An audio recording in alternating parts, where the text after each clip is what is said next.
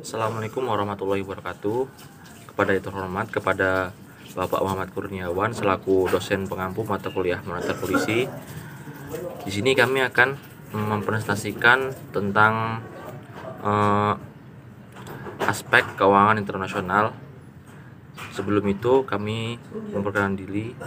Yang pertama, pemateri saya Abdillah Diaksa sebagai pemateri 1 dan Bunga Nitami sebagai pemateri 2 dan Sally Septia sebagai pemateri 3. Untuk itu langsung saja kepada pemateri pertama, saya persilakan. Assalamualaikum warahmatullahi wabarakatuh. Perkenalkan, nama saya Abdillah Diaksa. Di sini saya sebagai pemateri pertama akan menerangkan tentang lembaga keuangan internasional. Lembaga keuangan internasional adalah lembaga yang didirikan untuk menangani masalah-masalah yang bersifat internasional, baik berupa bantuan pinjaman maupun bantuan lainnya. Pemberian bantuan yang dilakukan oleh lembaga keuangan internasional dapat bersifat lunak, yang artinya dengan suku bunga yang rendah dan jangka waktu pengembalian yang relatif panjang. Kemudian bantuan internasional juga dilakukan dengan tujuan komersial, yang biasanya dilakukan oleh lembaga keuangan internasional swasta. Bank Dunia itu merupakan lembaga keuangan internasional yang didirikan dengan tujuan untuk memecahkan masalah-masalah internasional, terutama yang berkaitan dengan masalah moneter dan keuangan lainnya. Kegiatan utamanya pada waktu itu difokuskan untuk membantu proses rekonstruksi bagi negara yang menderita karena Perang Dunia II. Bantuan Bank Dunia selanjutnya dialihkan kepada pemberian bantuan pinjaman dalam rangka membantu negara berkembang menjadi anggota Bank Dunia. Pinjaman yang dibiayai oleh Bank Dunia hanya ditunjukkan untuk proyek-proyek produktif. Sumber-sumber dana Bank Dunia itu diperoleh dari Bank Dunia sendiri, pemerintah asing dan modal swasta. Kemudian dana tersebut dikembalikan kepada negara anggota yang membutuhkannya dengan risiko dibebankan kepada negara yang bersangkutan. Asal mula Bank Dunia adalah dari International Bank for Reconstruction and Development atau IBRD. IBRD ini didirikan dalam rangka memecahkan masalah moneter dan masalah keuangan lainnya.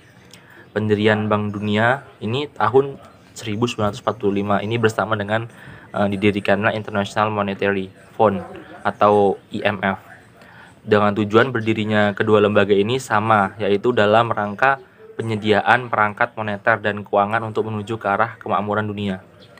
Bank Dunia ini mulai melakukan kegiatannya pada tahun 1946. Kemudian Bank Dunia ini saat ini memiliki dua keanggotaan yang meliputi keanggotaan yang pertama ada International Finance Corporation.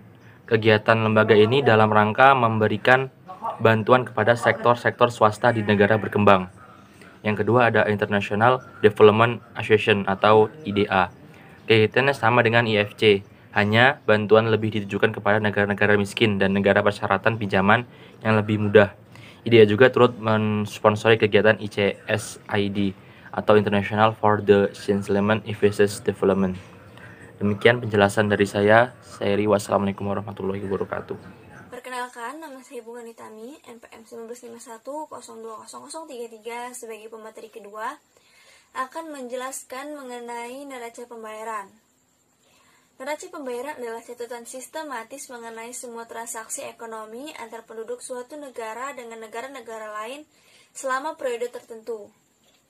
Pengertian penduduk dalam hal ini meliputi perorangan atau individu, perusahaan, badan hukum, badan pemerintah, atau siapa saja yang tempat tinggal utamanya di negara tersebut.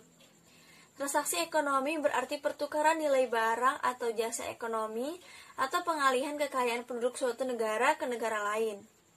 Neraca pembayaran memiliki dua sisi, yaitu kredit dan debit. Kredit adalah transaksi yang menimbulkan hak untuk menerima pembayaran dari penduduk negara lain. Sedangkan sisi debit adalah transaksi yang menimbulkan kewajiban untuk membayar kepada penduduk negara lain.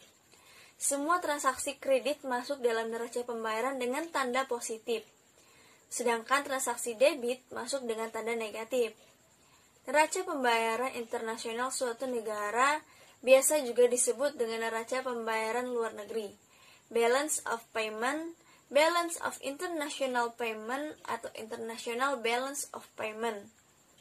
Biasa didefinisikan sebagai suatu ikhtisar yang tersusun secara sistematis yang memuat semua transaksi-transaksi ekonomi luar negeri yang diadakan oleh penduduk negara bersangkutan untuk jangka waktu tertentu. Selanjutnya yaitu komponen dari neraca pembayaran. Menurut Kuncoro pada tahun 2009 mendefinisikan masing-masing unsur NPI. Yang pertama ada neraca barang atau neraca perdagangan. Neraca barang dan jasa disebut juga dengan neraca transaksi berjalan atau current akun. Rekening transaksi berjalan atau current akun merupakan sub NPI yang mencatat seluruh transaksi barang dan jasa. Pos ini merupakan golongan terbesar dalam neraca pembayaran yang meliputi transaksi barang. Transaksi barang di sini meliputi ekspor barang termasuk barang-barang yang bisa dilihat secara fisik. Misalnya minyak, tembakau, tanah, kayu, karet, dan sebagainya. Ekspor barang merupakan transaksi kredit karena transaksi ini menimbulkan hak untuk menerima pembayaran atau menyebabkan terjadinya aliran uang atau dana masuk ke dalam negeri. Selanjutnya, impor barang meliputi barang-barang konsumsi, barang modal, bahan mentah untuk distribusi. Impor barang merupakan transaksi debit karena menimbulkan kewajiban untuk melakukan pembayaran kepada negara lain, atau dengan kata lain menyebabkan aliran dana atau uang ke luar negeri. Rekening ini terdiri atas 3 bagian, yaitu neraca pembayaran atau balance of trade, yang mencatat selisih antara ekspor dan impor barang yang diperdagangkan dalam perdagangan internasional. Yang kedua ada neraca jasa atau service balance yang mencatat transaksi ekspor dan impor jasa, termasuk pembayaran bunga dan dividen, pengeluaran militer dan turis. Dan yang ketiga ada neraca transfer unilateral atau unilateral transfer balance yang mencatat hibah baik perorangan maupun dari pemerintah. Misalnya bantuan luar negeri dan bantuan militer. Sumber-sumber dana ditunjukkan oleh tanda positif untuk kredit, sedangkan penggunaan dana ditunjukkan oleh tanda negatif untuk debit. Yang kedua ada neraca modal atau capital akun, merupakan sub NPI yang menunjukkan aliran modal finansial baik yang langsung diperdagangkan atau perubahan portofolio dalam bentuk saham, obligasi, dan surat berharga internasional yang lain, maupun untuk pembayaran barang dan jasa. Dengan kata lain, rekening ini mencerminkan perubahan kepemilikan jangka panjang dari suatu negara, baik berupa investasi asing langsung maupun pembelian surat-surat berharga dengan jatuh tempo lebih dari 1 tahun, dan kekayaan finansial jangka pendek dengan surat-surat berharga jatuh tempo kurang dari 1 tahun. Yang ketiga yaitu neraca jasa. Sesuai dengan namanya, neraca jasa hanya mencatat transaksi-transaksi jasa saja. Neraca jasa meliputi transaksi ekspor dan impor jasa. Ekspor jasa meliputi penjualan jasa angkutan, pariwisata, asuransi, pendapatan investasi, dan modal di luar negeri. Ekspor jasa termasuk transaksi kredit. Impor jasa meliputi pembelian jasa dari penduduk negara lain, termasuk pembelian bunga, dividen, atau keuntungan modal yang ditanamkan dalam negeri oleh penduduk negara lain. Yang keempat yaitu reserve akun, merupakan sub NPI yang mencatat hasil bersih dari cadangan devisa yang dimiliki oleh suatu negara dalam bentuk valuta-valuta asing. Yang kelima yaitu lalu lintas moneter atau accommodating transaction. Lalu lintas moneter adalah semua transaksi jual beli yang terjadi dari suatu negara ke luar negeri. Transaksi ini sering disebut dengan accommodating transaction, sebab merupakan transaksi yang timbul sebagai akibat dari adanya transaksi lain. Transaksi lain itu sering disebut juga dengan autonomous karena timbul dengan sendirinya tanpa dipengaruhi transaksi lain. Termasuk dalam transaksi autonomous adalah transaksi-transaksi yang sedang berjalan dan transaksi kapital serta transaksi satu arah. Yang keenam yaitu surplus dan defisit neraca pembayaran. Neraca pembayaran dikatakan surplus bila nilai ekspor barang lebih besar daripada impornya. Kebijakan neraca pembayaran ditujukan untuk lebih meningkatkan penerimaan devisa dari ekspor guna memenuhi kebutuhan konsumsi dalam negeri. Kebijakan tersebut ditujukan pula untuk menghemat devisa melalui substitusi impor dan memanfaatkan sumber-sumber dana dari luar negeri, baik berupa pinjaman maupun penanaman modal asing, serta penunjangan pelunasan kebijakan, kesempatan kerja, dan pemerataan pembangunan. Sekian yang dapat saya sampaikan. Apabila terdapat banyak kesalahan, saya mohon maaf. Selanjutnya, saya kembalikan kepada moderator. Assalamualaikum warahmatullahi wabarakatuh. Nama saya Sari Septia, NPM 1951020441. Sebagai pemateri ketiga akan membahas mengenai pasar valuta asing. Pengertian valuta asing.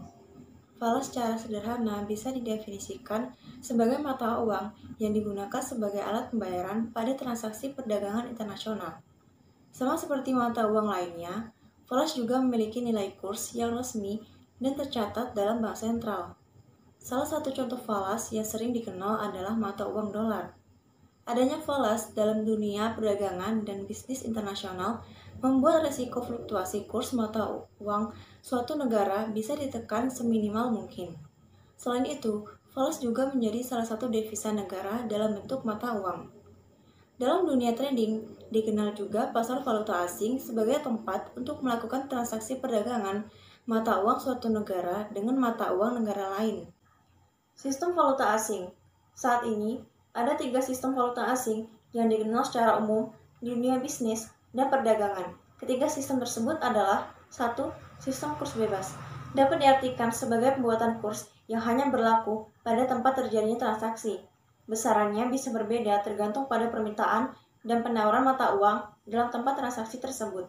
Yang kedua, sistem kurs tetap. Sebaliknya, dalam sistem kurs tetap, justru pemerintah suatu negara menentukan nilai kurs mata uangnya terhadap mata uang lain secara mutlak. Caranya adalah dengan membuat bank sentral suatu negara terlibat secara aktif dalam transaksi falas di negara tersebut. Yang ketiga, sistem kurs terkendali. Dalam sistem ini melibatkan pemerintah melalui bank sentralnya untuk menentukan alokasi pemakaian valuta asing yang tersedia di negaranya. Fungsi valuta asing. Yang pertama, alat tukar internasional. Falas memiliki fungsi yang pertama sebagai alat tukar dalam transaksi internasional. Yang kedua, alat pembayaran internasional. Falas menjadi alat pembayaran yang sah dan diakui oleh kedua negara yang terlibat dalam transaksi perdagangan internasional. 3. Alat pengendali kurs. Nilai kurs harus dikendalikan karena dapat bergerak secara fluktuatif, naik atau turun. Agar tidak terjadi lonjakan yang terlalu ekstrim, pemerintah menggunakan falas untuk mengendalikan kurs mata uang di negaranya. 4. Alat memperlancar perdagangan internasional. Sebagai sebuah alat pembayaran yang sah dan diakui seluruh dunia, falas bisa digunakan untuk memperlancar semua transaksi perdagangan internasional. Dengan adanya falas, negara-negara yang melakukan transaksi internasional dapat menggunakannya sebagai alat untuk memperlancar transaksi perdagangannya. Demikian penjelasan dari kami, kurang lebihnya kami mohon maaf. Kami akhiri, wassalamualaikum warahmatullahi wabarakatuh.